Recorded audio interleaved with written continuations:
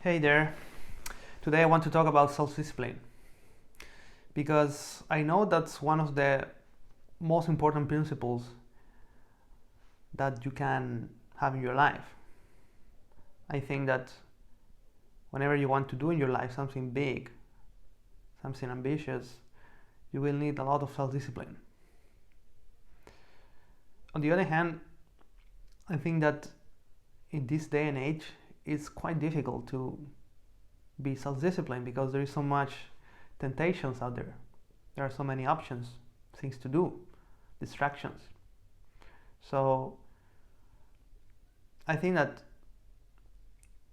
developing self-discipline is a crucial skill if you want to accomplish anything in life. And because AI is replacing more and more jobs, right? I mean, I don't have to tell you this, you know that already. And your mind is your biggest asset here. Big muscles are not that important anymore, although they're nice, but your mental muscles are the ones that you have to develop if you want to do something meaningful in your life. And I hope that that's your objective in your life. This channel is all about helping you to reach your full potential. And that's what I'm also trying to do. So if you want to reach your full potential, then I hope that you can go on with this video, because I will tell you how to be a self-disciplined person and accomplish anything that you want in your life. It's a quite big claim. Now, I want to be clear here. Self-discipline is not about being an ascetic or, I don't know, taking cold showers, stuff like that. I think there is a lot of misconceptions. Because self-discipline sounds like to be tough or to be macho. I mean, this is all nonsense. I will tell you what self-discipline really is. And it can be a little bit counterintuitive because, again, if you have heard the word self-discipline, it sounds like to be extremely rough, or to wake up at 5 a.m. or doing hard stuff just for the sake of doing that. This is nonsense. So I will tell you what self-discipline really is, and then how you can incorporate this in your life. That's the point of this video. And I will try to do it very practical for you, so you can start becoming more self-disciplined right now.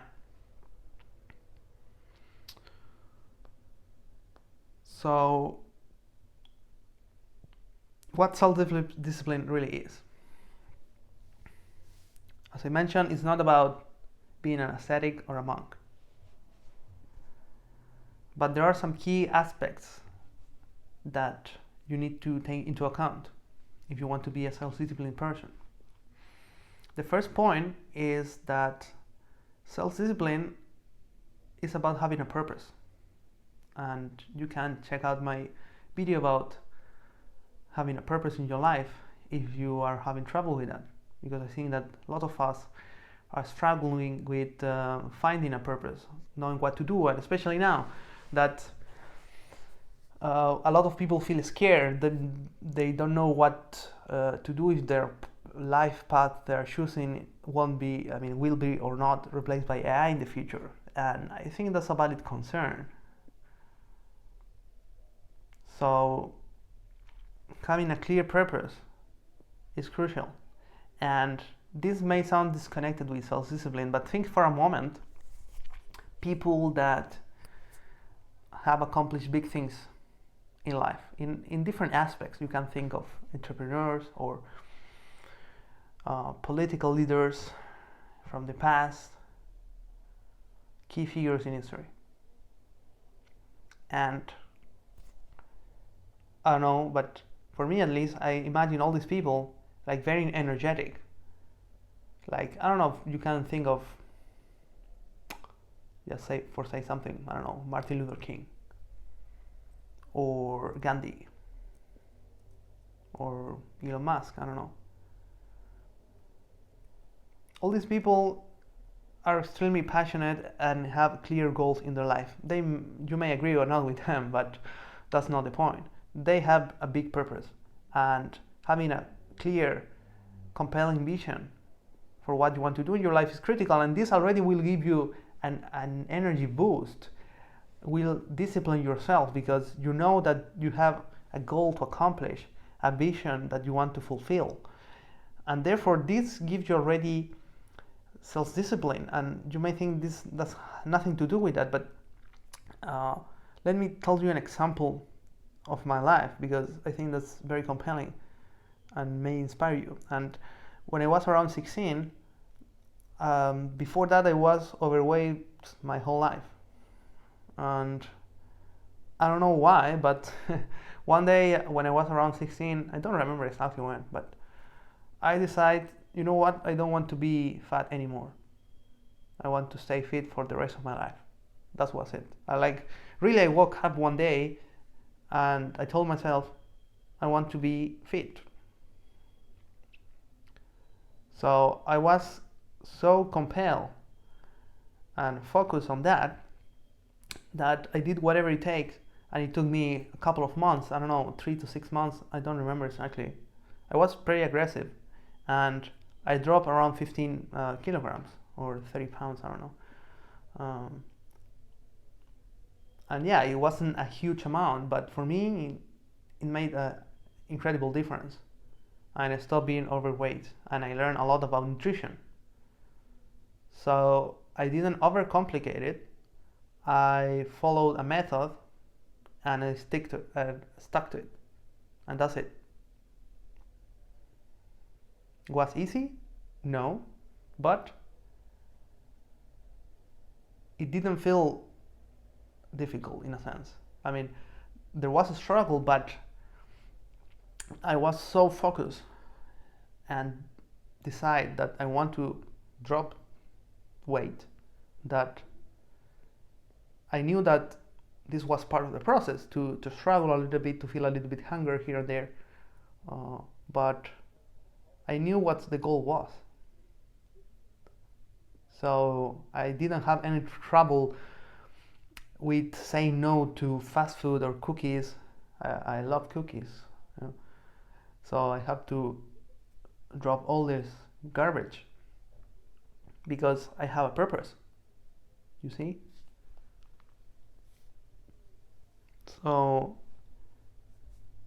personally, I extremely in debt to my old self that somehow decide one day to become healthy, and I think that in part sparked my interest for personal development, because I think that a lot of people, that's the starting point. Either they want to drop weight or gain muscle. It's a pretty common theme among people, and that starts to snowball. But doesn't matter. Doesn't have to be lose weight or dropping weight. So I think that's a point that a lot of people are struggling, that they are going through life without a purpose. They are just going with life, whatever society is telling them to do, and maybe you are one of them. So that's an extremely important point, purpose.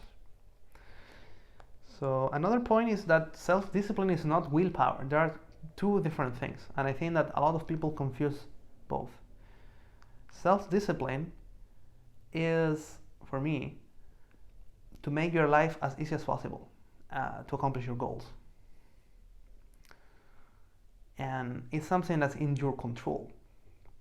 While willpower, on the other hand, is a conscious action. Willpower is about resisting the urge to eat a cookie,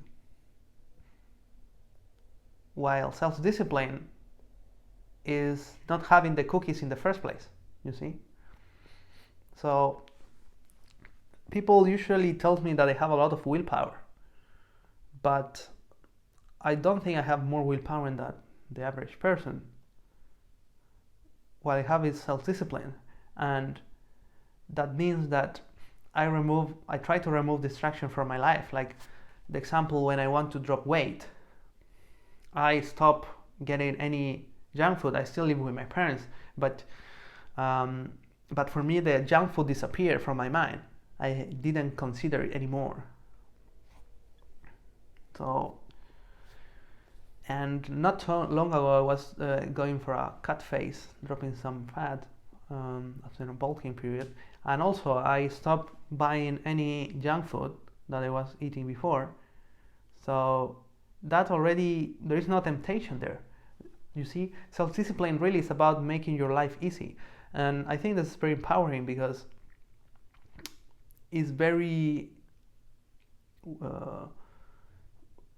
weakening for you to be a victim and to say, you know what, life is difficult. I mean, yeah, life can be difficult, but a lot of times there is so much you can do to make your life easier. And I think that's the key point that most of the people are missing. Here it's important to apply the 80-20 rule that you might hear about this. 80% of your self-discipline will be about automatic decisions and subconscious decisions. 20% of the time will be about conscious decisions.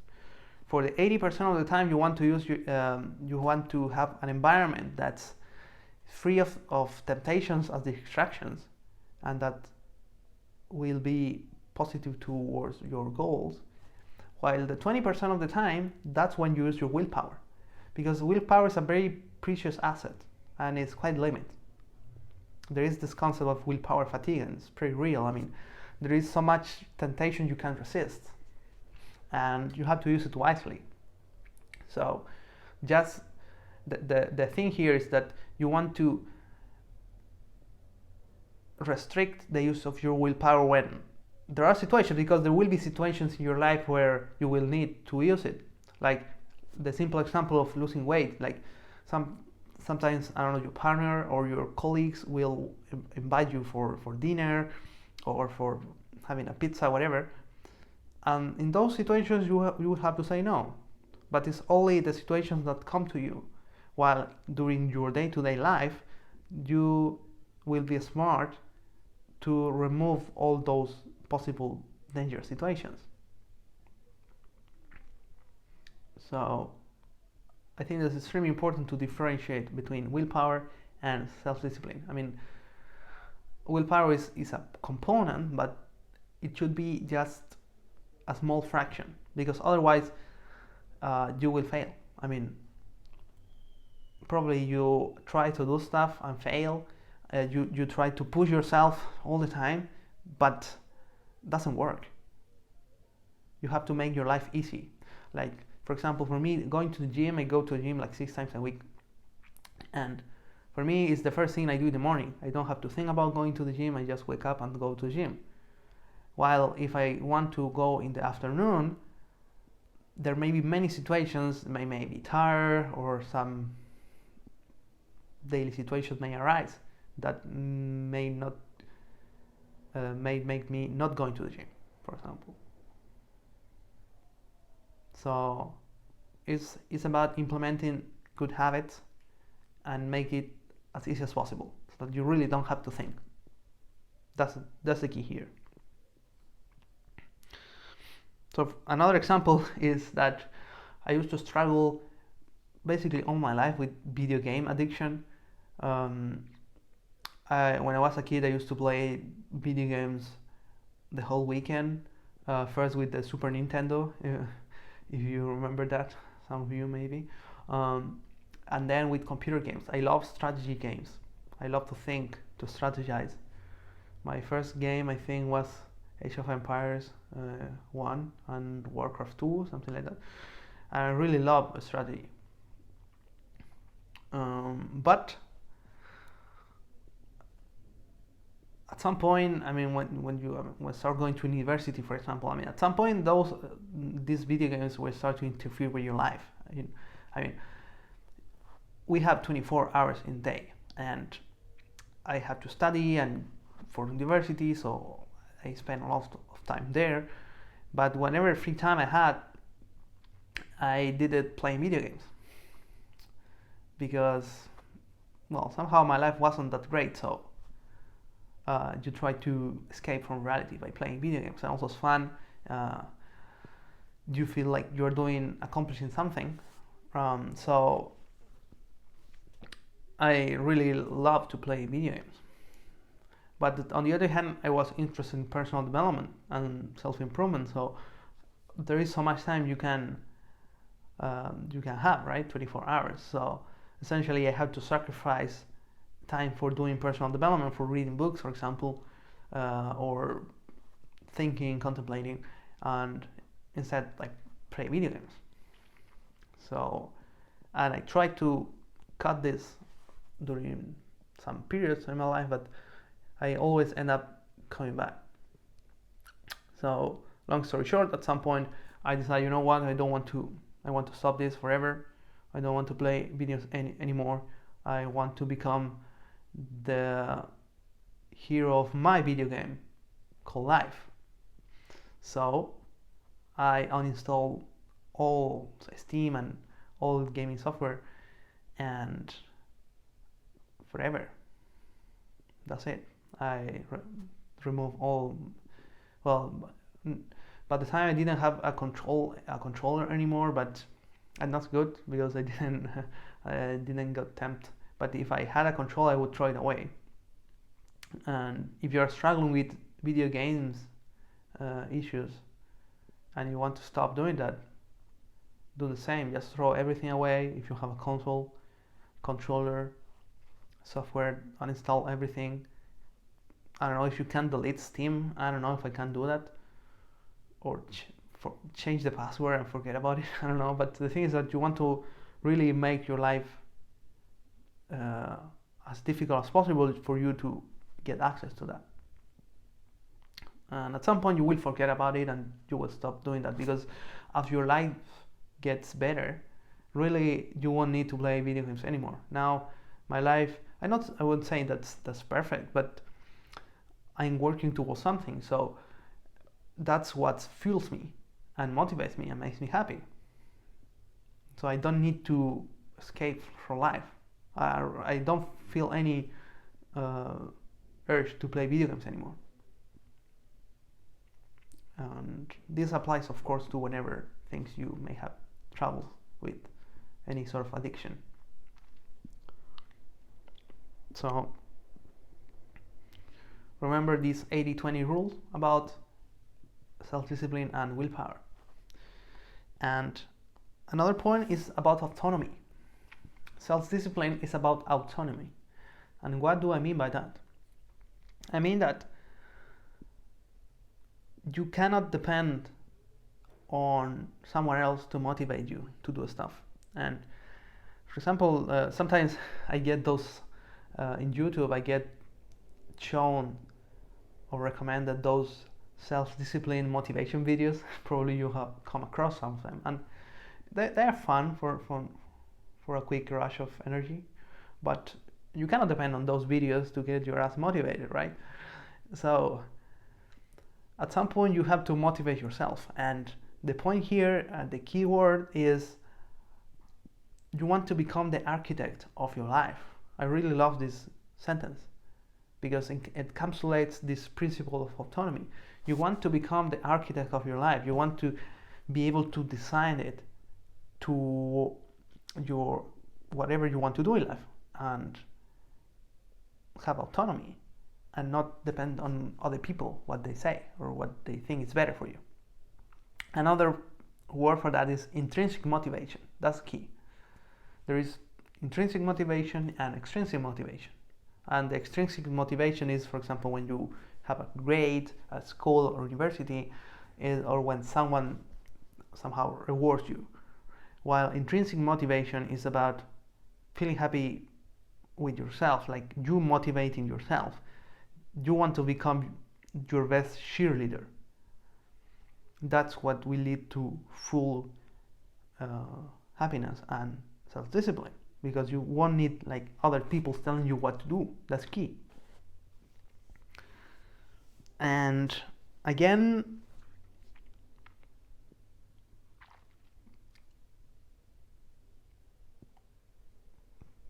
this is very connected with the topic of purpose, because if you don't have a purpose, or you may have a purpose given by others, right? So those 2 points are very connected, and you see that you won't feel motivated to do anything if you are doing what other people's telling you. So it's time that you start taking more control of your life and be responsible of whatever happens to you. But yeah, sometimes I think that for a lot of us, I think that the worst thing that can happen to you is that your life is not miserable, but it's not great either. Like, you are in the middle. I mean, if your life is shit, like really miserable, and you're feeling a lot of pain, I think that at some point you will wake up and you will realize, shit, my life sucks. I have to do something now. The other point is when your life is great, right? But for most of people, and I used to be in this middle point, where your life is like, it's not great, but it's not terrible. And I think that's the worst point you can be. And it may be paradoxical. You may say the worst point is when your life is shit, but it's not, because when your life is crap, or when you feel like miserable, you, at some point, I hope, you will wake up and realize that you have to do something now to change. You cannot continue living this way. You will kill yourself. You see? While if you are in the middle, your life will be mediocre, and you can stay there forever. And I think that's a very dangerous trap. I hope that you can see this. And maybe you are right now in this limbo. And I think that nowadays it's very easy to stay in this limbo, because there are so many things we can get attached to, either video games or pornography or social media or, I don't know, online shopping, parties, whatever. There are so many cool things to do, so, or TV shows, movies. So people get hooked to that to escape from their mediocre lives, and that's it. You get stuck there forever. I think that's extremely dangerous to stay in this, because you won't push yourselves to grow. And again, this channel is all about growing yourself. So I think that there is a point in going monk mode. I don't know if you heard that, basically, or a dopamine detox. Those concepts are pretty trendy recently. And the idea is that you remove all or almost all your distractions from your life for a certain period of time. Maybe, I don't know, 1 month or a couple of weeks, to reset your dopamine levels. I mean, I don't know if this really is scientific, but anyways, I think that the idea is to reset your levels of dopamine rushes. And the thing is that, yeah, most of us, we are so stimulated, bombarded with stimulus, with cool things to do. So sometimes you need to do a sort of fasting of that, so that your dopamine levels go back to a more healthy place, because otherwise you will always be looking for a high, and otherwise you will feel bored and you won't want to do anything. So I think that there is a lot of value there, but I think that there is an even better way, and again, it's using the 80-20 rule. And for me, again, it may work for you or not.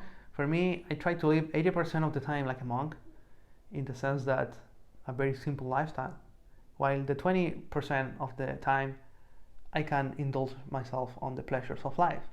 And I think that for me, it's a perfect balance, because you will appreciate the pleasures of life when you only have them 20% of the time. While if you always have a lot of pleasure, like great food, or I don't know, a lot of sex, or whatever pleasure you receive, then that's your baseline, you see, and you will need this constantly. While if most of the time for me, for example, I cook very simple with almost no uh, spices, very simple, very bland.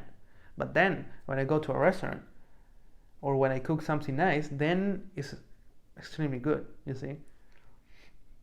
So that's what we're talking about, and I think that's, for me, this was key at some point to get unhooked of my addictions, because otherwise you will always be in this middle point, which I think is terrible, because you want growth, you will stay there, and you cannot stay there forever.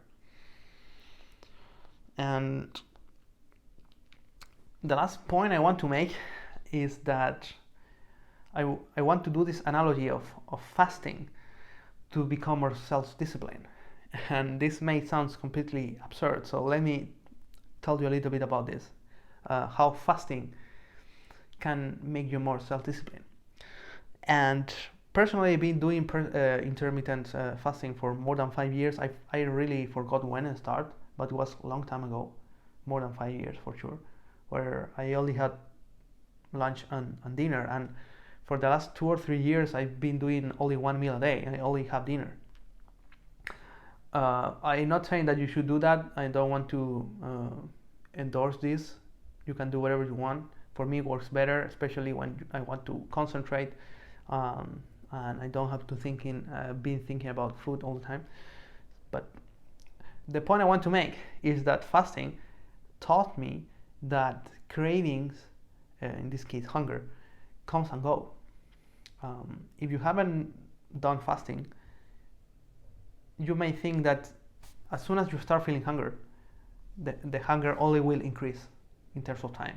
So I don't know, let's say you feel hungry at noon, and if you haven't done fasting, you may think that you will be hungry the whole time until you want to eat. Let's say that you decide to eat at 6 p.m. and it's noon, there are 6 hours. You may think that hunger increases until 6, but it's not.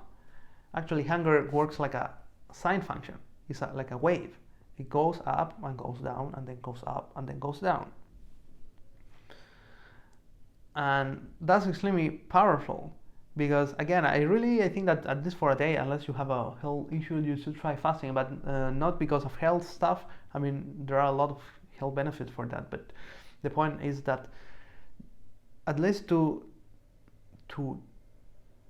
prove by yourself that hunger, in this case, it comes and goes. Sometimes it can be even problematic, because sometimes for me it's time to eat and I don't feel hungry, even though I haven't eaten the whole day. And the reason is that hunger is not, again, an increasing function, rather it's like a wave. So why I want to talk about this is that this doesn't apply only to hunger. It applies to basically all of your cravings that you may have.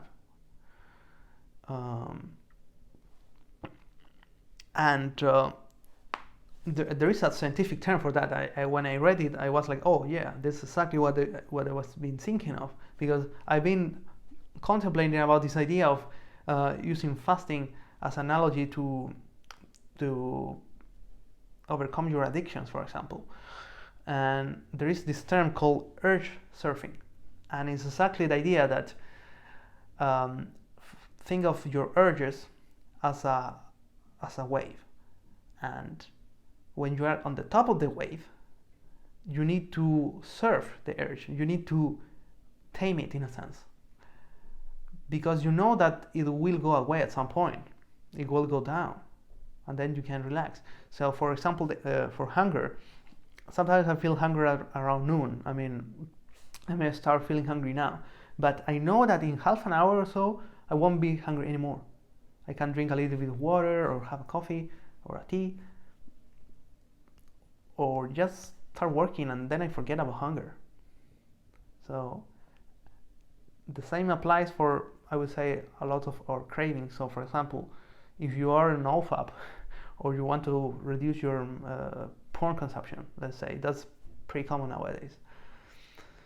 The problem is that, I mean, I will make a video about addictions in the future, but in a nutshell, almost all addictions work this way.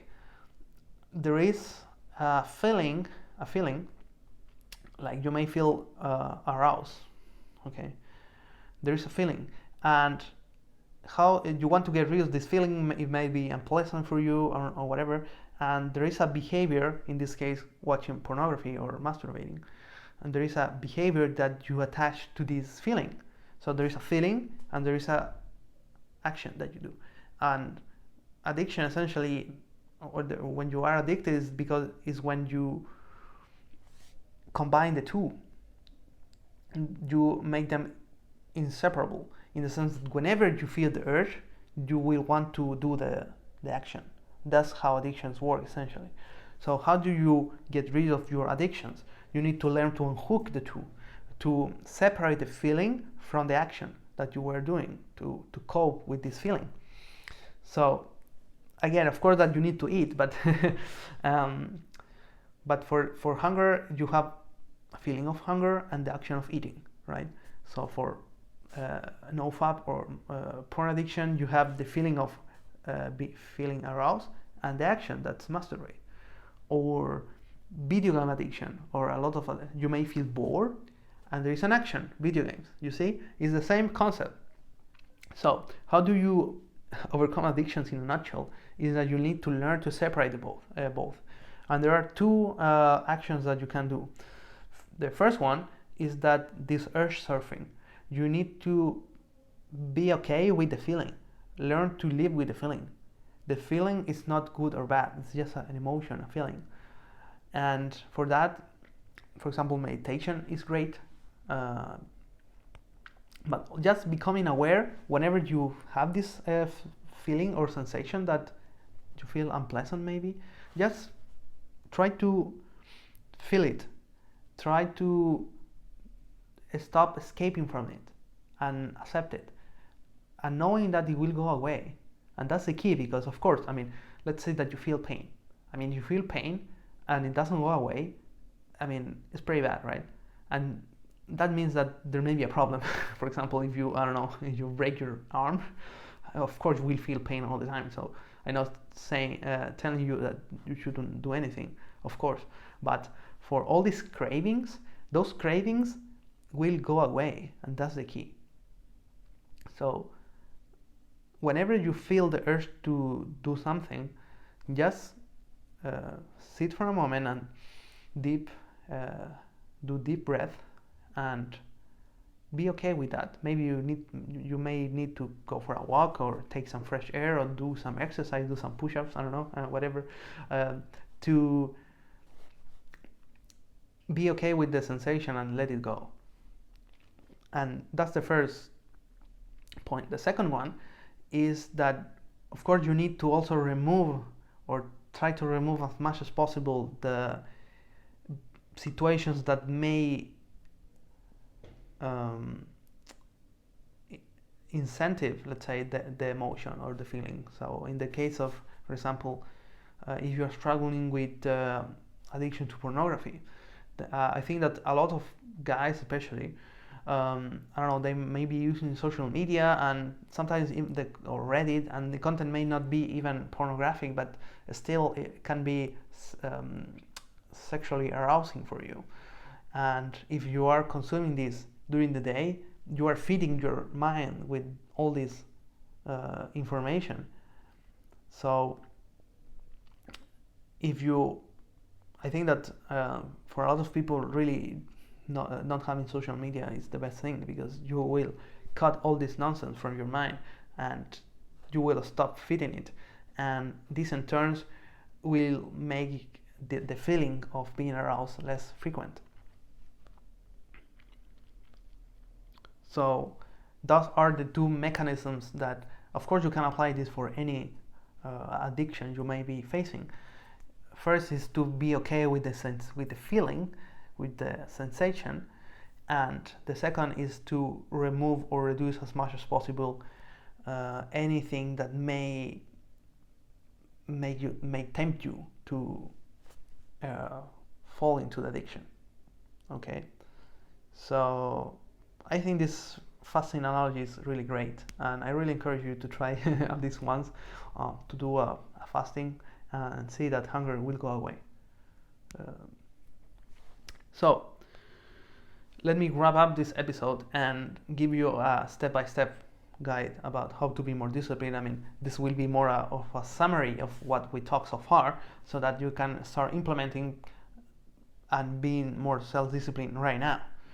Because I think that the theory is very important, because you need to understand what self-discipline really is, and I think that you already have some concepts that you can start implementing right now. I already gave some tips about this urge surfing concept that I found really cool. But now let me give you some practical advice, some tips that I acquired through experience and knowledge and research.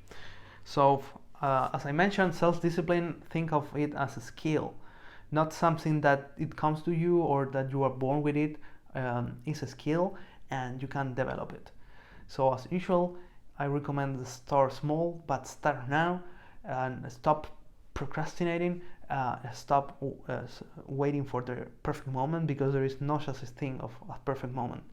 Is the best thing you can do is, if you want to be more self-disciplined, is to start being more self-disciplined now and start procrastinating. That's the first point I want to make. The second point is that most of your decisions are automatic and unconscious. So that's where most of your self-discipline will come from. You want to make your life as easy as possible and to put the good behaviors you want to have in your life as easy as possible. The rest of the time, the moments where you will have to use your willpower, then you can use it. But remember that willpower is a very scarce resource, so you have to use it only when it's necessary. Don't abuse your willpower, because you will deplete it and then you're fucked, essentially. So have a disciplined environment. Whatever this means to you will depend on what situations you are. But I didn't talk about the willpower, if you can increase your willpower. And actually you can increase your willpower, but I will recommend to do it only when you have a lot of free willpower. If you want to implement some good habit and you are struggling with it and you have to use your willpower for that, I recommend that don't try to increase it, because again, willpower is like a muscle. So that means that you will have to use some of your willpower to increase it. And if you are, let's say, on a diet or fighting some addiction, whatever, or trying to accomplish something that is difficult for you, then you will want to use this willpower to implement this habit or remove some addiction. Now, after you are okay with that, after you implement the habit, then you can start thinking on improving your willpower. Okay, and in a nutshell, to improve your willpower, you will have to get out of your comfort zone. I mean, now is when exposing yourself to hard or difficult situations can make a difference. And here's where the cold showers, going to the gym and going hard, or do some physical challenge, that's where it comes into place. So in a nutshell, be exposed to challenging situations for you and be out of your comfort zone more often. But again, I recommend that you do that only if you have like a lot of free willpower. But if you are struggling with it and you want to use it, you want to conserve it for when you need it, then I recommend that don't think about this and come back for that later when you have the free power for use it. Okay. Avoid overstimulation. I think that that's more or less clear, because as I was mentioning, you want to, in a sense, reset your dopamine levels. So, for example, personally, I use my laptop and the cell phone most of the time in black and white, and this makes less compelling to use, especially the smartphone, because it doesn't look like nice. For example, now I having the colors because I need to to see that everything works fine. But after that, I use it in black and white all the time, and it makes the experience less compelling. It's like, yeah, it looks like boring. So going out and looking at nature is way more beautiful.